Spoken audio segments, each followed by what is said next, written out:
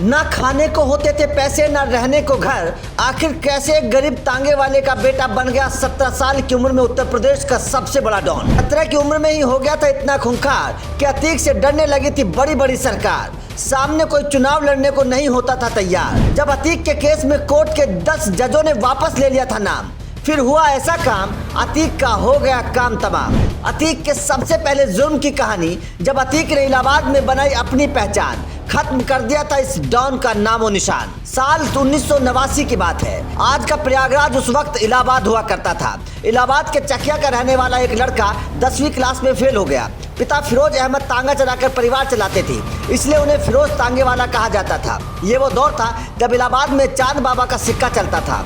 कहते हैं कि चांद बाबा का इतना खौफ था कि उसके इलाके में उस वक्त पुलिस भी नहीं जाती थी। इलाहाबाद में उन दिनों नए कॉलेज बन रहे थे, उद्योग लग रहे थे, खूब ठेके बांटे जा रहे थे। इस वजह से नए लड़कों को अमीर बनने का चस्का लग गया। फिरोज तांगे वाले का 17 साल का बेटा भी जल्द मालामाल बनने का सपना देखने लगा। इसके बाद शुरू हुआ गुंडई रंगदारी से माफिया और माफिया से नेता कारोबारी बनने का सफर। लड़के का नाम था अतीक अहमद। एक समय पर अतीक और उसके भाई पर 100 से ज्यादा मुकदमे थे, लेकिन जरायम की दुनिया में अतीक अहमद की शुरुआत कैसे हुई, ये कहानी भी बड़ी दिलचस्प है। बात 70 के दशक की है। पुराने शहर में उन दिनों शौक इलाई उर्फ चांद बाबा नाम के गैंगस्टर का खौफ हुआ करता था। पुराने इलाहाबादी बताते हैं कि चांद बाबा का खौफ पूरे इलाहाबाद में था। उस समय तक अतीक 20-22 साल का रहा होगा। उसे ठीक ठाक गुंडा माना जाने लगा था। चांद बाबा के खौफ के खात्मे को खत्म करने के लिए पुलिस और नेताओं ने उसे शह देना शुरू कर दिया। कहा जाता है कि पुलिस के सहयोग से अतीक ताकतवर होता चला गया। जैसे जैसे अतीक और उसके लड़कों का नेटवर्क बढ़ा, पुलिस के लिए नासूर बनने लगा।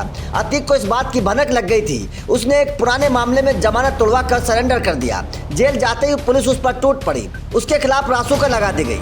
लोगों में मैसेज ये गया कि अतीक बर्बाद हो गया। लोगों में सहानुभूति पैदा हो गई। 1 साल बाद अतीक जेल से बाहर आया। जेल से बाहर आते ही उसने इस सहानुभूति का फायदा उठाया।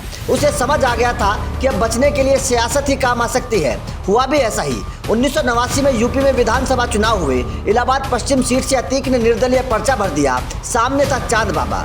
चांद बाबा और अतीक में एक बार फिर गैंगवॉर शुरू हो गया। अपराध जगत में अतीक का बढ़ता दबदबा चांद बाबा को अखर रहा था। यही कारण था कि चांद बाबा ने सीधी चुनौती दी।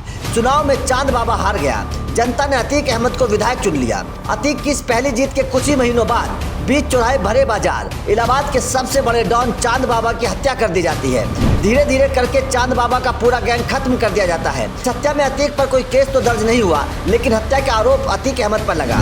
चांद बाबा की हत्या के बाद अतीक का खौफ इस कदर फैला कि लोग इलाहाबाद पश्चिम सीट से टिकट लेने से खुद मना कर देते थे। यही कारण था कि निर्दलीय रहकर अतीक अहमद ने 1991 से 1993 के चुनाव जीते। फिर सपा से नजदीकी बढ़ी तो 1996 में सपा से टिकट मिल गया। चुनाव लड़ा और चौथी बार विधायक बन गया। 1999 में अपना दल का हाथ थामा। 2002 में भी अपना दल से पुरानी सीट पर चुनाव लड़ा और 5वीं बार इलाहाबाद पश्चिम सीट से विधानसभा पहुंच गया। लेकिन अभी अतीक के खौफ की एक दिलचस्प कहानी बाकी है। राजनीति के साथ साथ अतीक का जुर्म की दुनिया में भी कद बढ़ता जा रहा था और इस वक्त के राजनीति के लोग उसको बचा रहे थे। अतीक के ऊपर 1989 में चांद बाबा की हत्या, 2002 में नस्सन की हत्या, 2004 में मुरली मनोहर जोशी के करीबी बीजेपी नेता अशरफ की हत्या, 2005 में राजूपाल की हत्या का आरोप लगा। इन सभी मामलों में अतीक का राजनीतिक करियर खतरे में पड़ने लगा था। 2012 में यूपी विधानसभा चुनाव के वक्त अतीक अहमद जेल में था। साल 2012 में उसने चुनाव लड़ने के लिए इलाहाबाद कोर्ट में जमानत के लिए अर्जी दी, लेकिन कानून के मंदिर में भी अतीक का इतना खौफ था कि अतीक के केस की सुनवाई करने वाले 10 जजों ने खुद का नाम वापस ले लिया।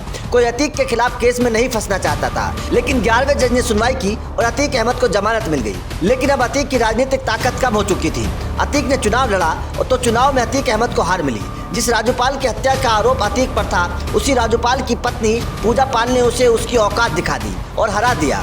2014 के लोकसभा चुनाव में भी उसने समाजवादी पार्टी के टिकट पर श्रावस्ती सीट से चुनाव लड़ा, लेकिन बीजेपी के दद्दन मिश्रा से हार गया। इसके बाद 2019 के आम चुनाव में जेल से ही वाराणसी सीट पर मोदी के खिलाफ चुनाव लड़ा। इस चुनाव में भी अतीक को जमानत जब्त हो गई। कुल मिलाकर अतीक का राजनीतिक करियर अब खत्म माना जा रहा था, लेकिन जब से यूपी में योगी सरकार आई है, अतीक अपनी जान की भीख मांग रहा है। जिस अतीक का एक वक्त में इलाहाबाद की राजनीति में एक छत्र राज चलता था, पहले कई चुनाव वो हार चुका है।